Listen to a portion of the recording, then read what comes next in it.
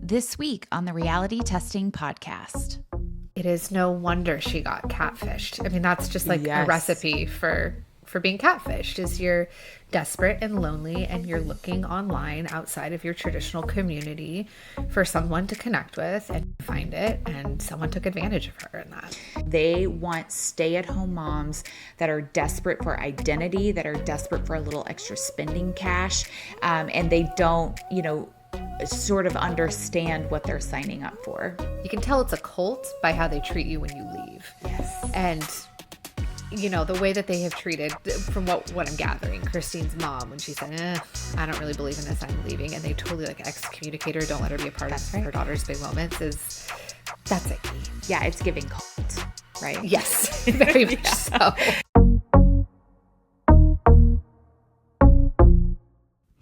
We are two shrinks obsessed with reality TV. We are breaking down our favorite reality shows, the characters, and what psychology has to say about human behavior when it's being filmed. Pull up a seat and let's get started. This has been a little brainchild of ours for a long time, basically, because that's all we text about. They are us, but in Fendi. And we're like, oh my gosh, but also that's me. Just a quick reminder here, we are psychologists talking about mental health themes, but we are not diagnosing anyone in these episodes.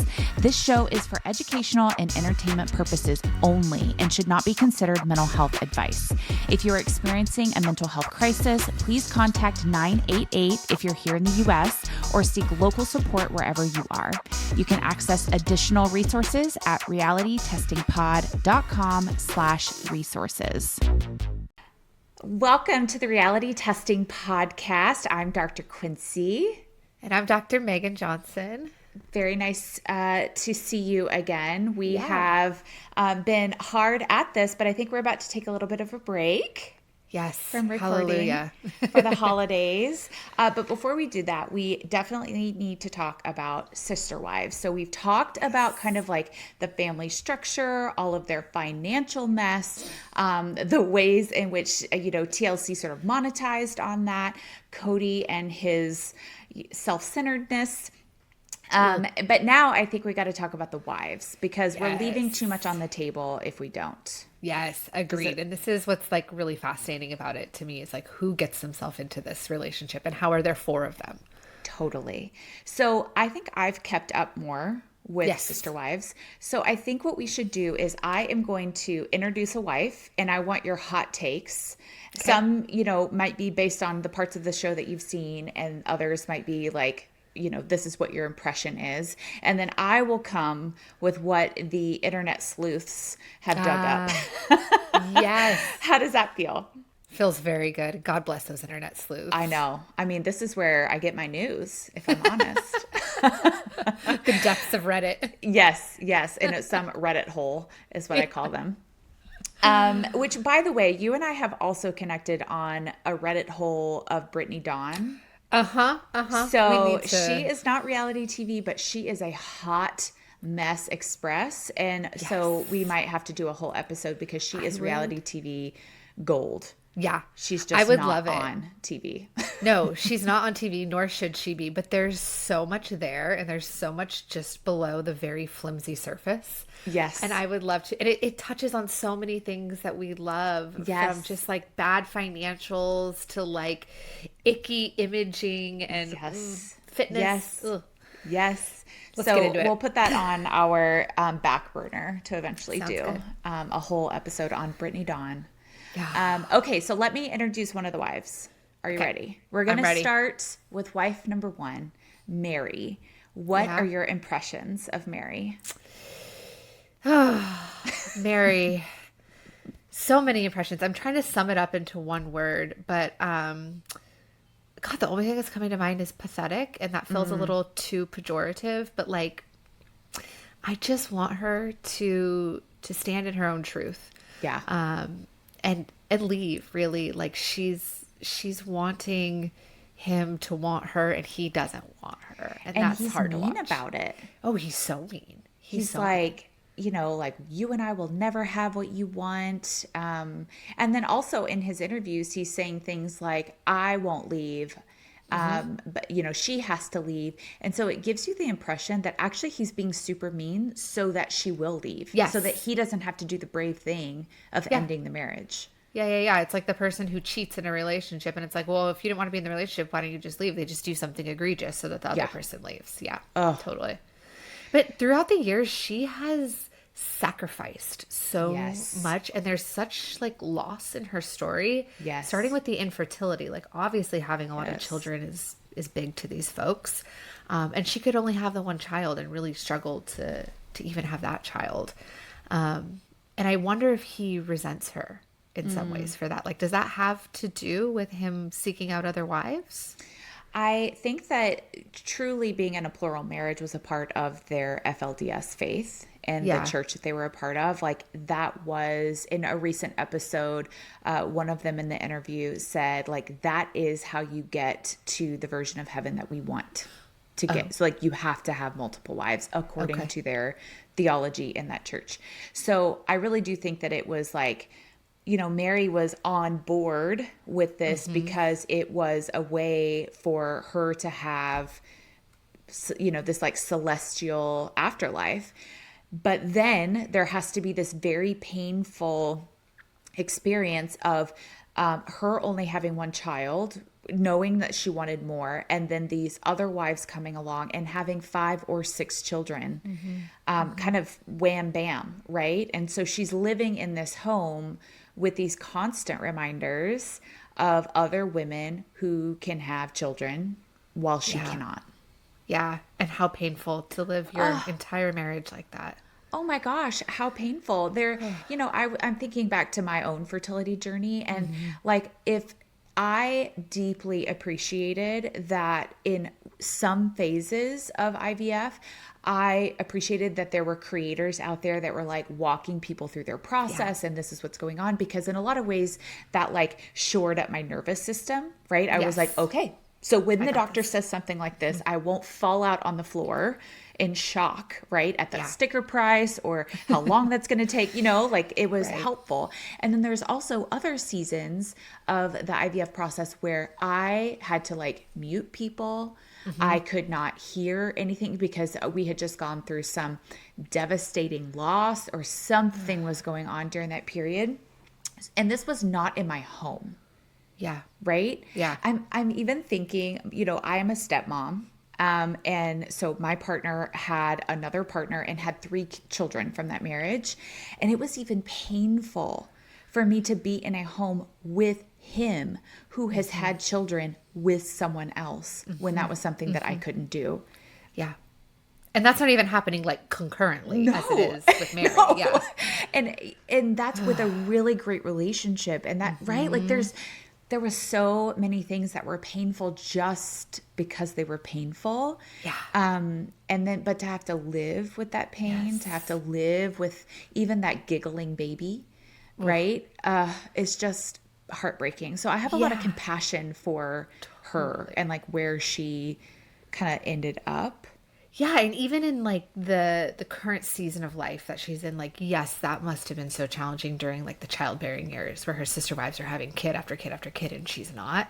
But even now, they all have these relationships with their adult children and she's just kind of on her own. She has the one child who's sort of said, I don't want to be a part of this show anymore. Right. And she's lost her husband, essentially. He's not there for her in any way. She's lost all of her sister wives, and she really doesn't have that base of adult children to pour into, and she's so lonely. Yeah, I mean, I think in this season, the last 2 or 3 episodes, you've seen her. It almost feels concocted, like she's having to invite all of these ladies over for lunch or, go get lunch somewhere with these friends, and then she's recounting all of this like painful stuff about her marriage. And I think it's meant to be like she needs someone to talk to other than a wall, right? Because she's not in relationship with anyone, right? That is being filmed on the show. But I think what it gives is this like lonely I don't know. It's so sad. It really So is. sad. And to that I say, it is no wonder she got catfished. I mean, that's just like a Yes. recipe for being catfished, is you're desperate and lonely and you're looking online outside of your traditional community for someone to connect with, and you find it and someone took advantage of her in that. Yeah, and catfishers are doing that on purpose. They're finding the lonely people and they're saying the right things in Yeah. order to sort of pull them in. And, I don't think that they would have had to do much. They probably would have just had to say a kind sentence or two to Right. be, to Yeah. pull her in, because she was getting no Nothing. positive feedback other than her very weird relationship with the last wife, Robin, which we'll talk about Yes. when we talk about Robin. But that seems to be kind of her only connection in the Yeah. family. Yeah. Yeah. What do you, I mean, I think we can kind of read into why she was a good candidate to be catfished. But I also think there are elements of her personality that led her to being catfished that also lead her to being a part of these MLMs that she's a part Yes. of, which we Yes. talked a little bit about last time with her financials. Yep. What do you think is going on there? Well, first of all, I think that the Mormon or even FLDS to MLM pipeline is thick and Yes. strong, and it's a current that a lot of people have a hard time getting out of, much like the mom talk, the influencers. These are families that have a lot of kids and they need a lot of financial support, and they are going non-traditional routes for doing that. So whether that's, you're on Instagram and you're showing your life and people are fascinated by that, or the theology of your church is like, all perfectionistic. And so you like play into that. So people buy more crap from you. But I also think that the MLMs like play into that. I'm a stay at Yeah. home mom. I cannot go out and get a traditional job because my family has been outed as this plural family. And so I have to find a way to support, me and my family through non-traditional ways, and MLMs eat that up. They want stay-at-home moms that are desperate for identity, that are desperate for a little extra spending cash, and they don't, sort of understand what they're signing up for. Yeah. Yeah. And I think there's the community element to it too. For someone who's feeling lonely, I noticed that a lot of MLMs position themselves and you have this great network now. Yes. Yes. Oh, which Ugh, just leads me back to poor Mary. I I felt better know. for her. I know. Well, I think this will make it a little less poor Mary. Are you ready for this part? Give it to me. So, one of Christine's children, Peyton, her only son, has previously accused Mary of being physically abusive. What? Yeah. So, oh, wait a minute. I'm going to say that part over because it wasn't Okay. physical. Okay. So, one of Christine's children, Peyton, Okay. her only son, has accused Mary of being abusive. So, specifically, Oh. he used language in a post, or maybe he had an interview somewhere. I'm not quite sure. But he used language like, quote, more than mean, end quote, to kids, and, quote, abrasive behavior that moved past verbal. So, maybe it was Oh. physical. But he has definitely come out, and there's been some other kids. Gwendolyn, which is another one of Christine's children, has seemed to confirm this on many of the videos that she posts. Like she'll watch an episode of Sisterwives, and then she's on YouTube Live, and she's like commenting on things and answering questions, and she Oh, wow. seems to have confirmed this. Oh, wow. I don't necessarily get the warm fuzzies from Mary. Yeah. But you would think with cameras in the home, so much that would have been caught on camera at some point. Yeah, I'm wondering if it happened actually when they were quite little and Oh, terrorizing a before. house, and this is like there's no cameras around. And I wonder also if it happened sort of in these like, moments where she just wasn't emotionally regulated and was triggered beyond all, Yeah. whatever, and just couldn't manage herself. But yeah, Oof. I have some compassion for her, and then things like that happen, and I'm like, there's no reason to be mean to kids. No, Yeah. literally none. Oh, gosh. And there's so many of them in that household yeah. Gosh. Okay, last thing about Mary Okay. is that she seems to be on a weight loss journey. which we have talked a lot about, like what it's like to put bodies in front of cameras for a whole big audience to comment on. We've talked about Heather Gay in Salt Lake City. But you see in the recent season, it's, I think, filmed over 2 years. It's like crazy. A year and a half, 2 years. It's crazy. Much like The Secret Lives of Mormon Wives, right? And so there's some interview looks and there's some like filming when you're like, that body is different. Something has shifted. And so it's sort of showing the length of time.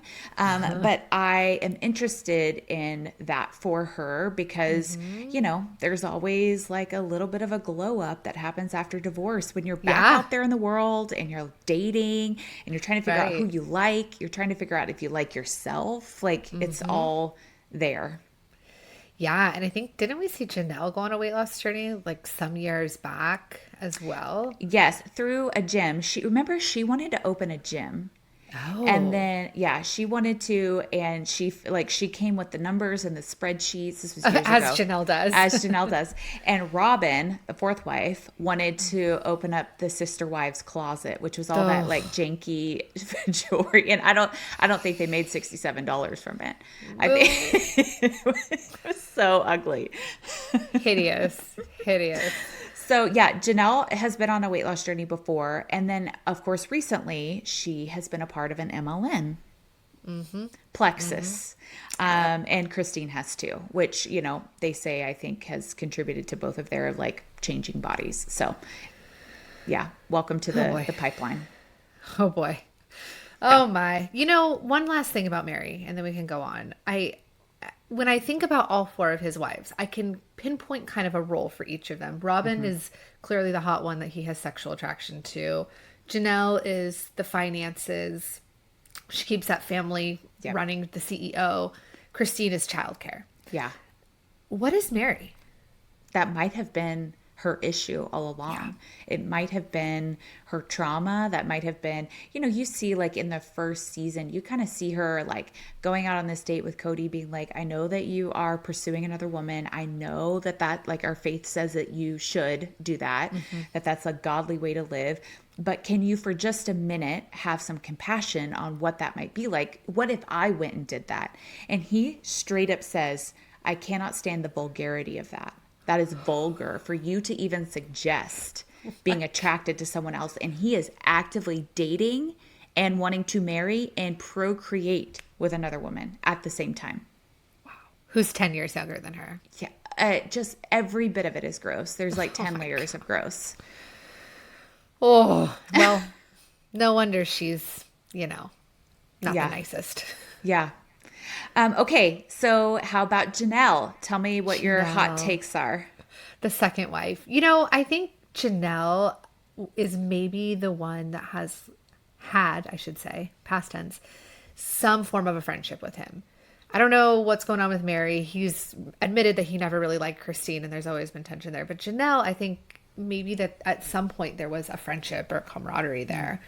That has obviously been lost. But one of the things I recently learned is that Janelle was previously married to Mary's brother before she joined this family. Okay, wait. I got to take it up a notch. Are you ready for this? Okay. When Janelle was wanting to marry Cody, the whole family got together and Janelle's mom met Cody's dad and ended up marrying. What? This is so incestuous. Listen, in plural marriage in such a small sect of the Mormon church, things that you run out of options because if one man is marrying 8 people, then there's going to run out of women. Yes. Right? Yeah. And so people are going to intermarry in a way that I don't think would happen in other communities. Sisterwives has now turned into wife swap. Wow. Yeah, isn't that interesting?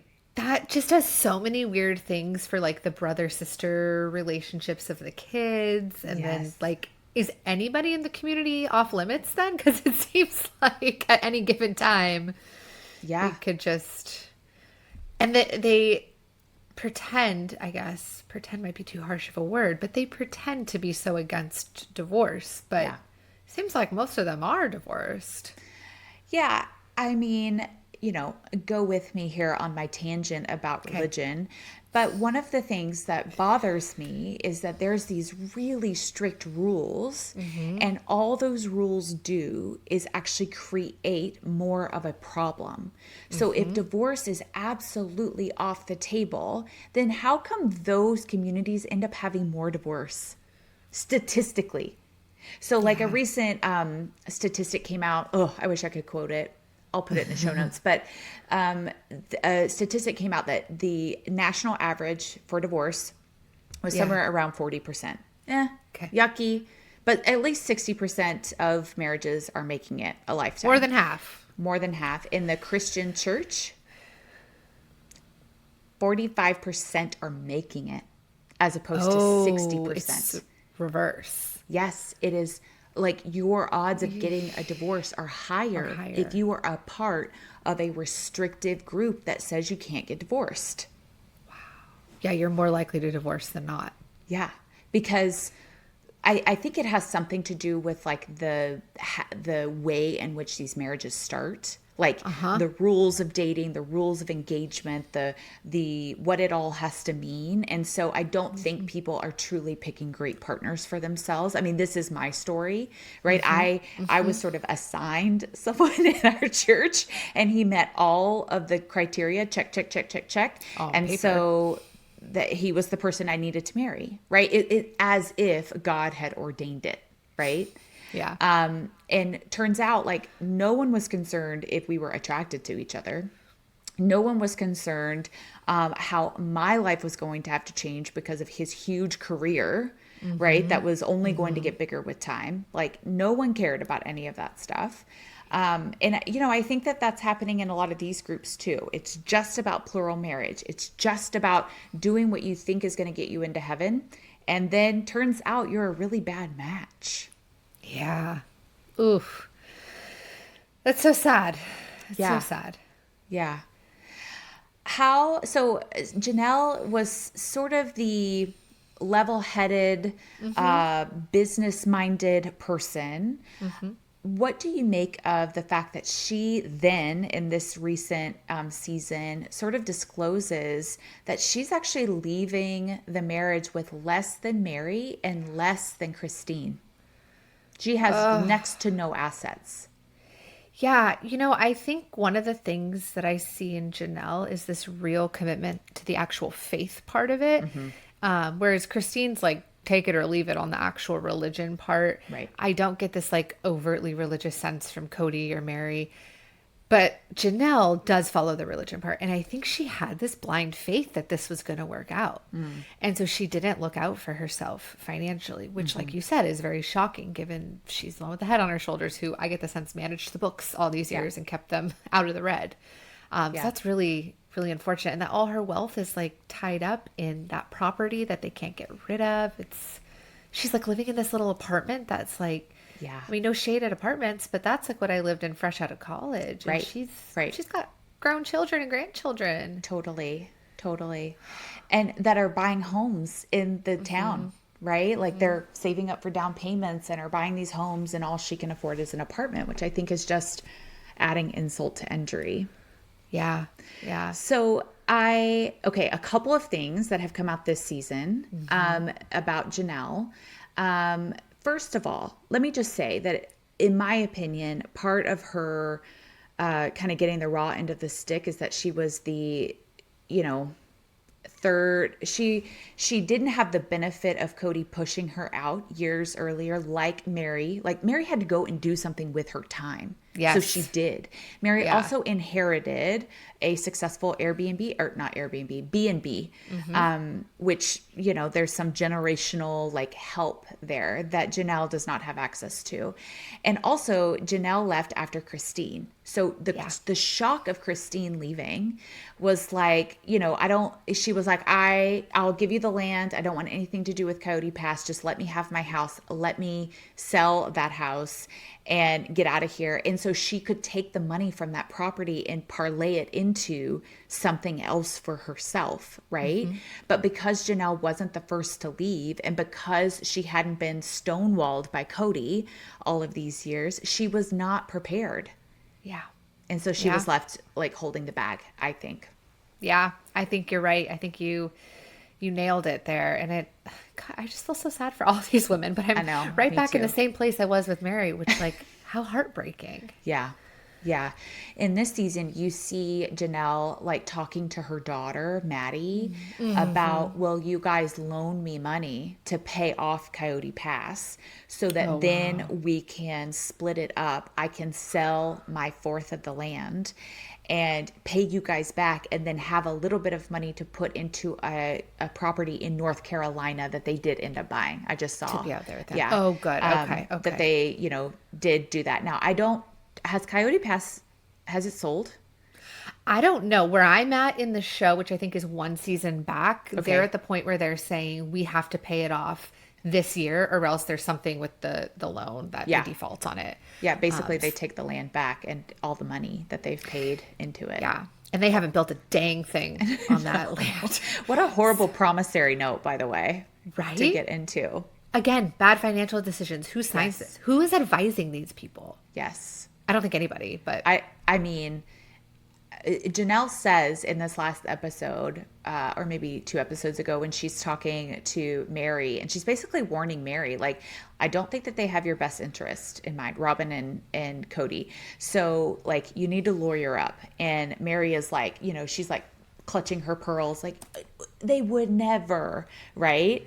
And then you see, like, months later, and she's like, I'm getting an attorney. I'm just so mad that I'm having to do this, But Janelle says to Mary, because Mary's like, why didn't you tell us that we were, or why did you make some of the decisions? She kind of like accuses Janelle of making bad financial decisions. And Janelle was like, I was a bookkeeper. Cody was making all these horrible decisions, specifically in the direction of Robin. Right? If they wanted new art, Robin got new art. If she wanted a $1.6 million house, she got that. Right? And he always said it was like, well, she has young children at home. Well, Truly was young, right? Like, and Janelle's child was young. So, yeah, I think that there's some issue there. But so I don't know if they've sold Coyote Pass, but I do know that Janelle has moved to North Carolina and is living on a farm with Maddie and her husband and their 3 kids. Yeah. I have always really enjoyed Maddie. She has been one that I've over the years connected with and it seems to have an appropriate distance from the family. And I think the fact that she is not speaking to Cody speaks volumes because she seems very reasonable. Yes. Yes. Yeah. One of the storylines with Janelle that's like where I'm at currently in the show that I think is very fascinating is the way that Cody treats her adult children. Yes. And some of the stuff that's gone on, unfortunately, with the adult children recently. But the whole COVID thing of you have a job and you have to go to your job so you can't be around the family. And then he just ices them out. And then that like expands to all the children from Janelle. I'm not calling them on their birthday. I'm not coming over for Christmas. And it's just so petty and gross. And when I watch that... Can you imagine a dad acting like that? No. As a parent, I can imagine few, if anything, that my children could do that would make me not talk to them and not invite them over for Christmas and not call them on their birthday. Yeah. And going to work during COVID and exposing me to a virus is not one of them. Like, I get it. But it threatened his whole thing with Robin and his whole little isolated... Right. Gross. And the way that, he's demanding an apology from them and they're saying, no, we're not going to give that to you. And he just can't accept that because of his ego and he's like, fine, I'm scrap that relationship then. Yep. And when I watch that, I'm like, you are the adult here. You are the parent. I don't care that they're adult children. You are the parent. That's right. Take some responsibility. It is so painful. And the pain gets worse. Yes. So I have sad news. And trigger warning here, we're going to talk about completed suicide. But on March 5th of this year, one of Janelle's children, Garrison, completed suicide. I did learn about that one from social media. And that was so devastating. It was so devastating. I mean, it's always devastating when someone dies. But to know the context of your dad not speaking to you, of these, between Garrison and Gabe, and, there was these conversations with Janelle, like tearful conversations about like, dad didn't do this, or he forgot my birthday, or he like it. They're horrifying. They are horrifying conversations. And then for this to be the outcome for one of those children is devastating. Yep. It's devastating because it's almost like a 1 + 1 = 2 equation. It's not complicated. It's not like we don't know what was going on behind the scenes. It's not like, you heard that and you were actually shocked. You're devastated, but it makes sense. It makes sense, which is worse. It is. It's worse to have watched all of this play out and for this to be the outcome. Yeah. He is still alive in the episodes that I'm watching, and it is very painful to watch, knowing where this is going. And where I'm at, he has just purchased a home, which is huge. I'm so proud of him. Yes. And he's having his parents, well, his mother and sister wife, whatever, over. Christine, the siblings over. And it's just such a sweet thing. But there's this deep, deep pain from the way his father has treated him. Yeah. And that's where it ends up. It's very sad to watch. Very. And we actually haven't gotten to it in the current season either. Okay. I don't know how they'll address it. I don't know. Curious. Yeah, because I don't know when any of these interviews happened. The kind of talking head interviews. I don't know. Because Janelle is sort of her normal, like, happy self, and so is Christine. So I just don't know how they're going to show that. But I think they should. Not as like a voyeuristic, looky-loo sort of thing, but in a way to honor that, like, we've seen your pain, and we're not going to just, like, sweep this under the rug to make Cody look better or to, like, save face for him, right? We are going to say this. Yeah, and they should. And I'm just curious, like, has Cody released any kind of statement? I don't know. Let's look.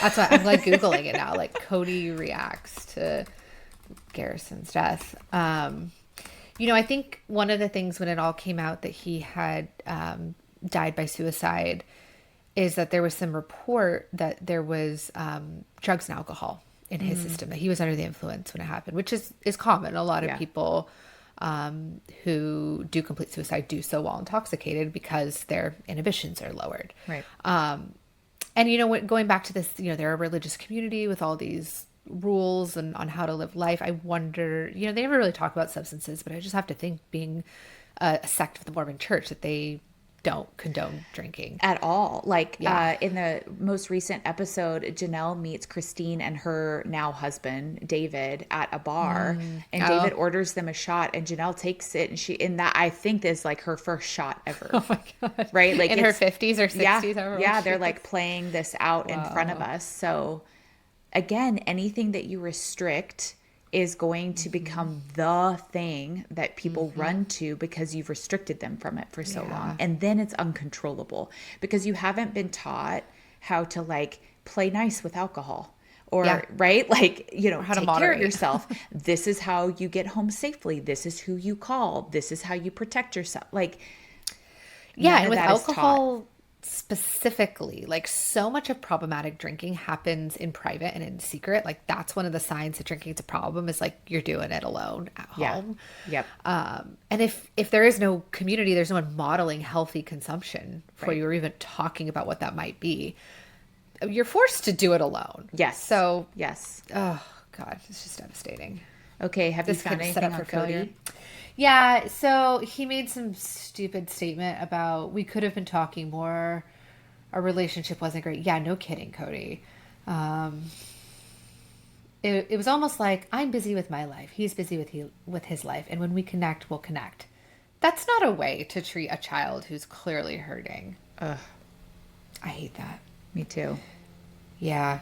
Okay, he said, he said his only regret was that he wished he'd taken advantage of the time he had with Garrison. Well, that's on you, dude, because you created that barrier. Yeah, and it didn't have to be that way. I think one last thing about that is that it drives me bananas that the way that Cody will process this is that something was taken away from him. That's what I was just thinking. And not like he participated in something that was so devastating to one of his children that it ended in this. Yeah. Or that Garrison's life was taken from him. It's such like an offense to Cody and what Yes. he's missing out on. And when we talk about all of these wives, I think we keep coming back to the fact of, gosh, I have so much compassion for them. Whenever we talk about Cody, I'm really struggling to find compassion for him. Granted, I don't know much of his backstory, but there's not much there to connect to. No, because it just feels like he's got a puffed up chest and he's just like posturing. It's like a male animal that's just posturing constantly, and it's all fluff. It doesn't mean anything, you know? Yeah, it's off-putting. Okay, Christine, the third wife. What were your impressions? You know, I've gotten the sense that she is somebody who needs to be taken care of. She always struck me as a little naive. And of course, if you grow up in this restrictive religion, and wasn't her dad or her parents like really big in the FLDS? So yes, her dad and her mom were married, and then her mom was like, I don't believe in this anymore, which is interesting because Christine has now become that, right? So her mom left, and her dad, of course, kept marrying people, and there was a lot of sister wives. There was this really big family. He was rather powerful. Cody has even said in an interview years ago that he felt he had to marry Christine because it was sort of suggested, and the dad was so powerful that he didn't feel like he could say no, which who knows if that's actually true, but I think that's how he was softball pitching this idea of never being attracted to her, which I'm not actually sure is true, right? Yeah. It's just like his rewriting of history to get him out of trouble. Yeah, that's been his revisionist history this whole season that I'm watching. Is, I never actually loved you. I was never actually attracted to you. And it's like, that's not what you said for the last 15 to 20 years. So were you lying then or are you lying now? Right. You're a liar either way. Yes. But I do think that it's sad that because Christine's mom was kicked out of the church, because she stood up for what she believed in, because she went against the grain, she was not actually allowed to come to Cody and Christine's spiritual marriage ceremony. And Christine is talking about that a lot this season. That's why she's going so big with this wedding to David, because she never got to do any of that. And her mom is getting to be involved. Oh, well, that's kind of a full circle redemptive moment. Yeah. Oh, gosh. Yeah. You know, I don't know if you're the one who told me this, but somebody in the like cult recovery world once made a statement that really resonated with me, which is, you can tell it's a cult by how they treat you when you leave. Yes. And you know, the way that they have treated, from what I'm gathering, Christine's mom, when she said, I don't really believe in this, I'm leaving, and they totally like excommunicate her, don't let her be a part of her daughter's big moments, that's icky. Yeah, it's giving cult, right? Yes, very much so. Yeah. So Christine is kind of the stay-at-home mom. She is the daycare for all of these kids that are coming through the house.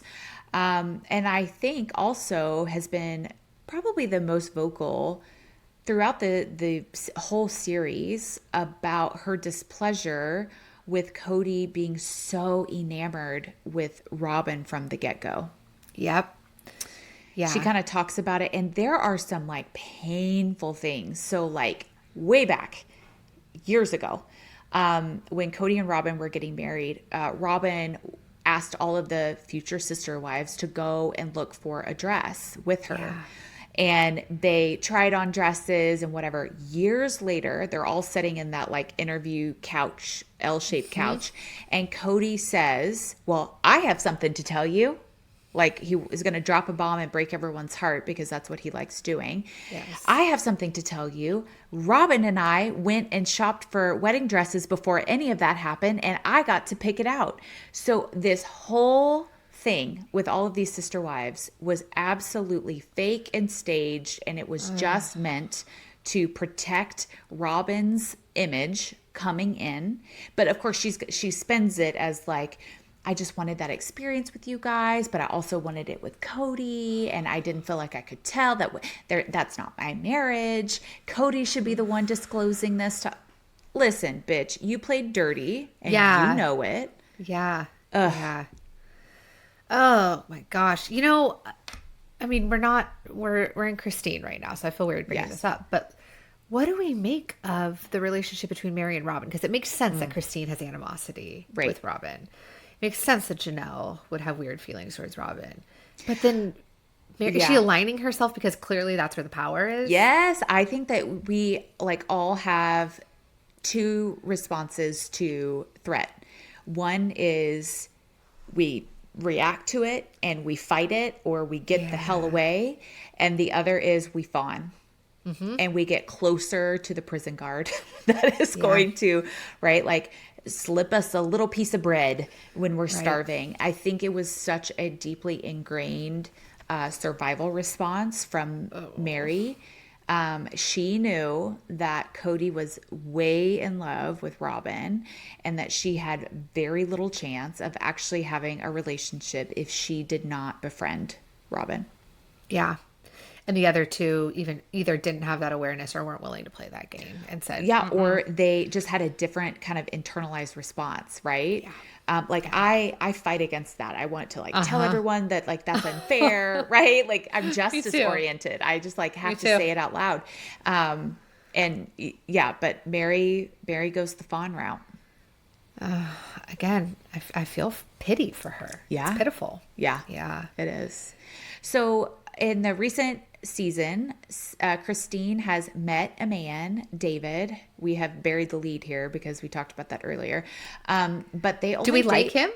I like him. Okay. I like Okay. him. So he's a good guy. Yeah, he's rough around the edges. He's got like ugly tattoos. You know, Okay. that you're like, did a professional do these? I'm concerned, right?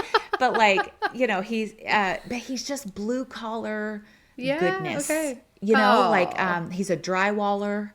He like does it. drywall. That's all he does. Love it. He had 8 children. Oh. I think probably a part of the LDS Okay. faith, but not FLDS. Okay. And his wife died 14 years ago, something like that. And he has been dating since.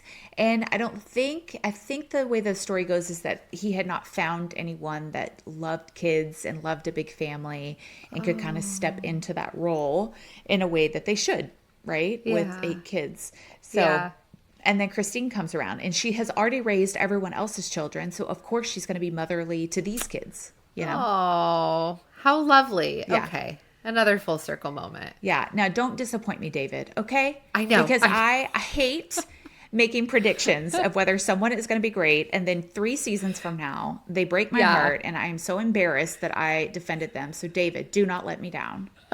But if he's just kind of this like simple blue collar guy, it tells me that he's not like well versed in reality TV world. And so he had no idea. And, yeah, one of his kids had to say, "This is Christine Brown. She's like from famous." Sisterwives. Yeah. Like you should answer her on that app. It's weird that you're not. So, okay, one last thing about Christine is that in a couple of episodes ago, Christine and David, they're moving at the speed of light. She's found her person. Yeah. She's not going to waste time. I understand. Her time was wasted for like 28 years. So I understand. It's 4 or 5 months into the relationship. They're buying a house together. They're planning a wedding. Things are happening lickety split.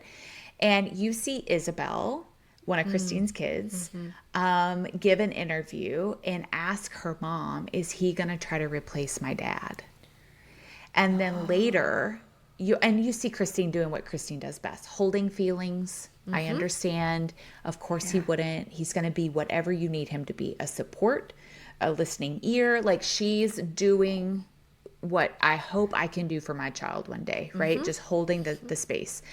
And then you see in like a talking head interview, you see Isabel tearfully saying, I think David is just so good that he would easily sort of step into a role that I have a hard time getting my actual dad to step into.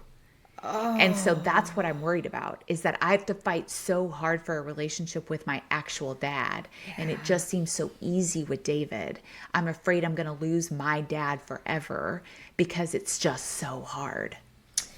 Yeah, it's like when you finally find something good and pure and right, you realize how bad and wrong the other Yeah. thing was that you maybe couldn't quite admit at first. Right. But while watching someone be a good father, you're able to finally reflect and say, "Ew, that was not a good father, and that doesn't feel good." It makes me so sad Oh, for her. I mean, the amount of children's lives he has messed up I know. is very depressing to me. Okay, now we're ready for our grand finale, the fourth wife, Robin, or as I like to call her, Sobbin Robin, because this Oh, lady has weaponized tears in so many ways. So tell me what your yes. impressions are, and then I'm going to tell you why I don't like her. Oh, how long is that list? I Long. mean, you know, as with the other wives, there's a part of me that has compassion for her. I don't know if I'm making up this narrative in my head or if this has been shared on the show, but she comes from an abusive marriage. I think that Yes, that's she true. does. And Okay. confirmed, like, had a protective order in Okay. place. And he is Okay. actually dying of cancer right now. He may have Oh, already passed, whoa. but there, Oh, like, in the last year, there's been this, like, very aggressive cancer going what? on. And the sleuths on the internet are like, I know he was abusive, but like, are those kids being told that their biological father is dying because this is their only chance to say what they need to say? Yeah. And Right. I Oh. think at last I've looked this stuff up. The kids did not know that he was dying. And of course, Oh this my is being, gosh. filmed and sort of released much later. So the chances of him still being around, I think, are like pretty slim. Anyway, As if continue. they haven't had enough trauma and difficult stuff to I process. know. Like, goodness. Well, okay, so I read the situation correctly. The relationship was abusive. I don't know if it was abusive to her, kids, both, but it just felt icky. And then the fact that he would still be living but unable or unwilling to participate in their lives to the point that he would sign over his parental rights is just beyond me. So Yeah. I'm just imagining what kind of character this is. I know nothing about him. I don't even know his first name. Me Couldn't pick neither. him off the street in a crowd. But I get narcissistic vibes from everything that she has said about him. We also get narcissistic vibes from Cody. Yeah. So does she have a type? Yeah. Perhaps. Yeah. Um, and I just have a lot of questions about her background and her history. Like, what causes a person to continually enter relationships with these emotionally unavailable men? Yeah, and how is religion playing into that? Because she Yeah. seems to be the most devout.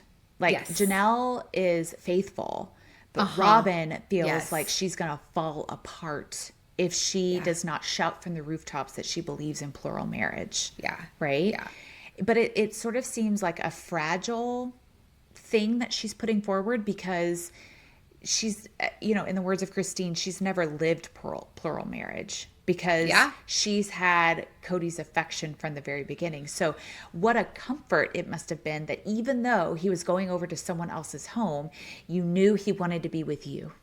Yeah. Like, that actually lessens the blow, I think, Totally. right? Totally. Of like all of these extra relationships that he's in. And so, yeah, she like, this is the hill she wants to die on, that this church and plural marriage is the way to go.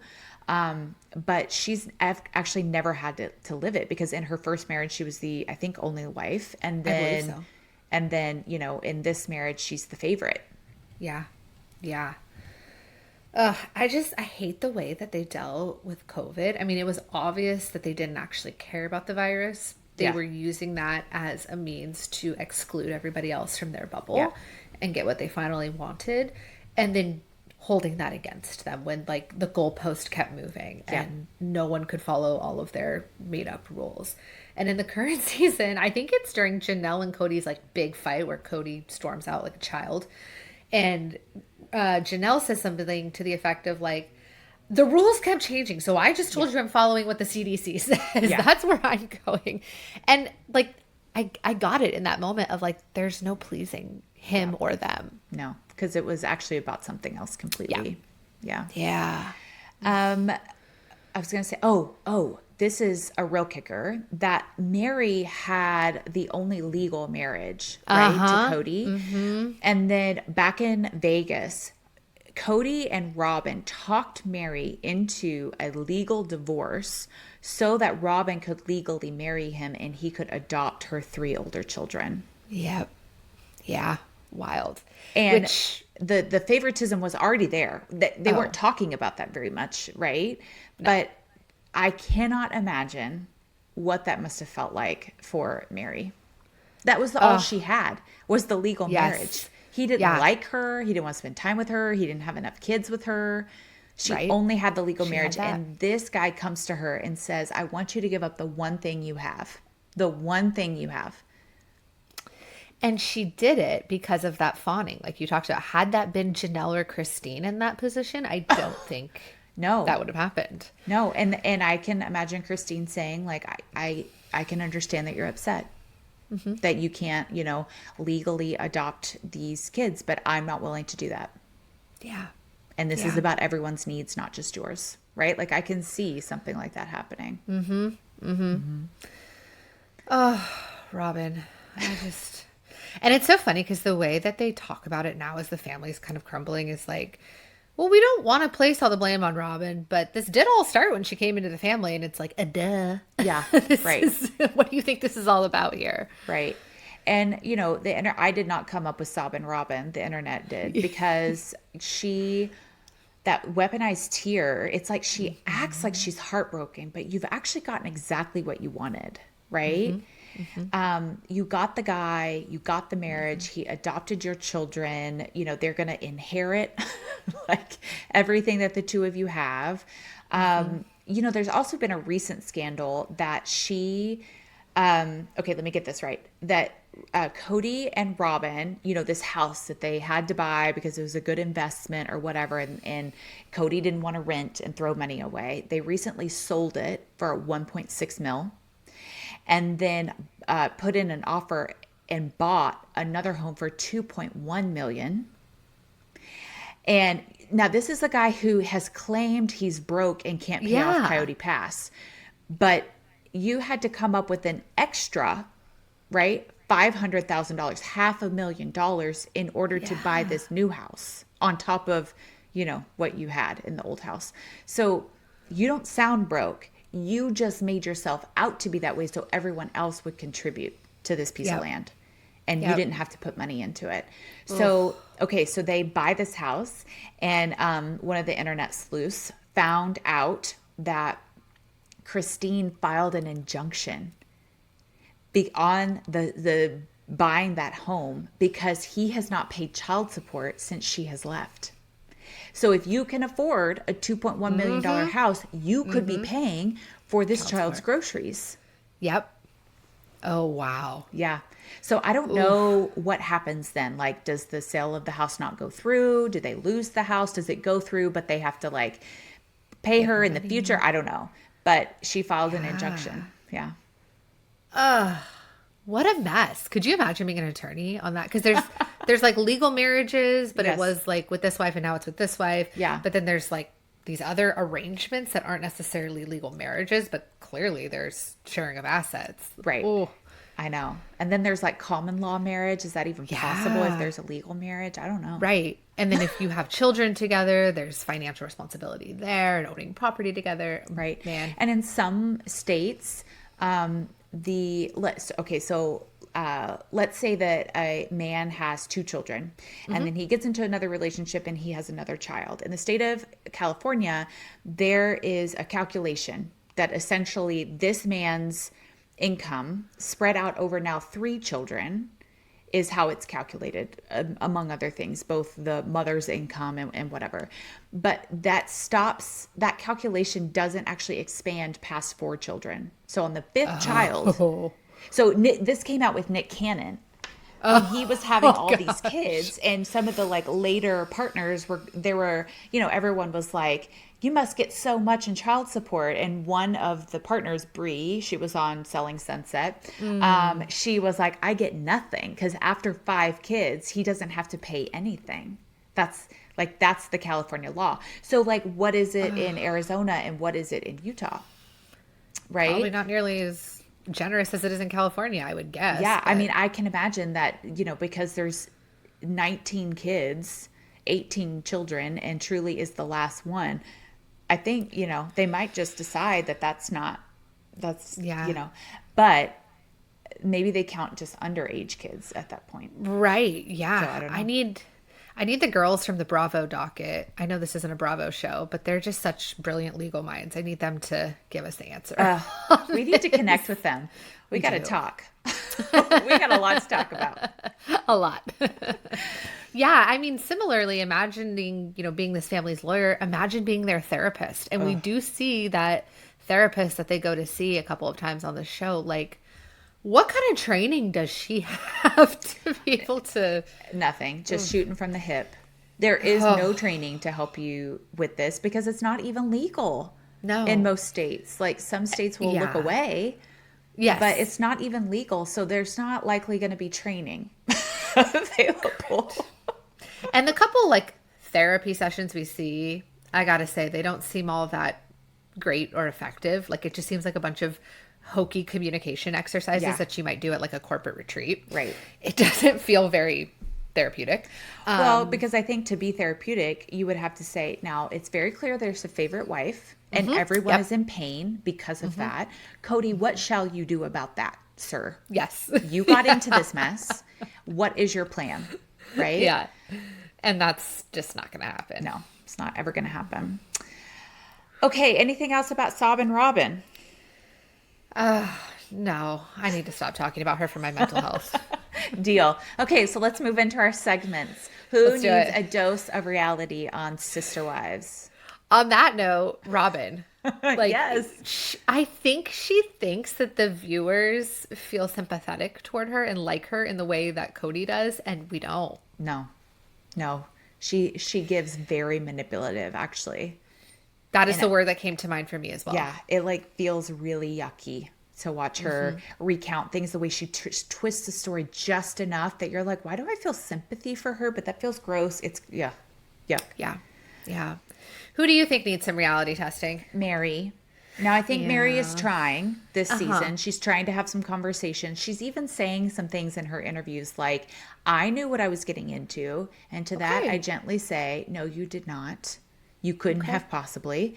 However, I appreciate that you're at least looking at yourself and you're trying to understand why you stayed so long. So, Which is something Cody could never say. correct. Okay, what were your first impressions? Let's do our intake. Yeah, if I was a therapist seeing this family in therapy for the first time, could you imagine all 20 something of them in a room? My focus would be on the kids and their experience and what it must have been like to grow up in this household. On the one hand, I think there's some really beautiful elements of having all of these siblings and this like huge support network and a bunch of people who went through this like craziness with you. Right. And on the other hand, we're picking up and moving and on the run and new people coming into the family left and right. And my mom's having a kid while I'm in high school. And that's just pure chaos. Yeah. And having a father who is whatever Cody Brown is, there's a lot going on there. And I would just be very curious about that experience. Yeah. For me, if I were doing an intake on this family, I am thinking through attachment dynamics of having multiple mother figures. Yeah. I think that there's a lot to say about having a village, right? Yeah. And I think this is actually how humans have lived, and that we struggle so much in modern motherhood because we are so isolated. And that even, I know this is like weird for people to think about, but I thought about this when I was trying to breastfeed. And I thought about, if this would have been so hard for me 300 years ago, what would I have done with this child? And the answer is actually quite simple. There was a whole community of women that would have stepped in on my behalf, right? And done what they needed to do to keep this baby alive. And to that, I say, there's probably a lot of use to this like structure if the mothers get along, right? Like you see the beauty of what this can be between Christine and Janelle because they travel together, they talk, they are excited for each other, they actually like each other's company, and therefore their children are going to be close, right? Right. But it only works, I think, if the moms like each other. And if it's fair. Yes. Right? Like it has to be a fair give and take, Yeah. which, we don't live in a culture that does the village thing very well. Yeah. So I can't really speak to what that's like, but I totally feel like if there's hey, today's your day with the kids, it's my day to work, tomorrow's my day to work, and it's your day with the kids, that feels fair. This dynamic in this family does not feel fair. Yeah. No part at of it. all. Yeah. Yeah. Okay. What are you dying to discuss? I would love to discuss or spend more time discussing all of the siblings and their loss of their brother. Yeah. And even Janelle and the loss of her son. Yeah. And, what that's been like for them. I imagine they need a lot of grief support. Yeah. I wonder if part of it is validating of like, wow, that this really did take a toll on us. Mm-hmm. I've seen it play out a little bit on social media, but I would like to know everybody's kind of experience with that. So I'm dying to discuss that more, and I'm well aware that I probably will never get that opportunity. Yeah. Well, we'll see how it plays out on the show. Yeah, actually. that's true. Yeah. They might bring it up on the show. Yeah. How about you? What do you want to discuss? I want to know what's next for Janelle. I think to me, she has my heart. Now that she's moving to a farm, I kind of want to know what her next step is. I think she's a little bit complicated because she still professes the faith. So what does this look like? I think it actually looks like singlehood and being a great grandmother and, showing up for her adult children in whatever ways she can. But I'd like to see what she's got going on, because I think she's kind of, all of these women have gotten the rotten end of the stick. But if she still feels connected to the faith, she's going to have the hardest time finding a new partner. Yeah. I think you're right. I would love a spinoff, though, of just her on the farm with Maddie and Caleb and the kids. I think that would be so lovely. Me too. I'd watch it. I would totally watch it. No Cody, though. Leave Cody out of it. Christine can come visit. But yeah, and we can talk about the aftermath, right? Yes, of Cody. right. But we don't have to hear from him any longer. He only says the same things over and over again, which is poor, pitiful me, and look what I've lost, and I am angry about it. With that horrible hair. Okay, so if people want to find you online, where do they find you? That's going to be at Dr. Megan Johnson on Instagram. And I'm at Dr. Quincy on Instagram. And you are welcome to reach out to us anytime if you have a suggestion of anything you want us to talk about at therealitytestingpod@gmail.com. Awesome. Okay. It's been fun. It has been fun. We'll see you next time. Bye. If you are a reality TV junkie like us and you have an idea of something you'd like for us to cover on this pod, you can email us at realitytestingpod@gmail.com. If you like today's episode, be sure to subscribe and leave a review on your favorite podcast platform so that others can find us. We had so much fun with you today. We'll see you next time. Okay, love you. Bye.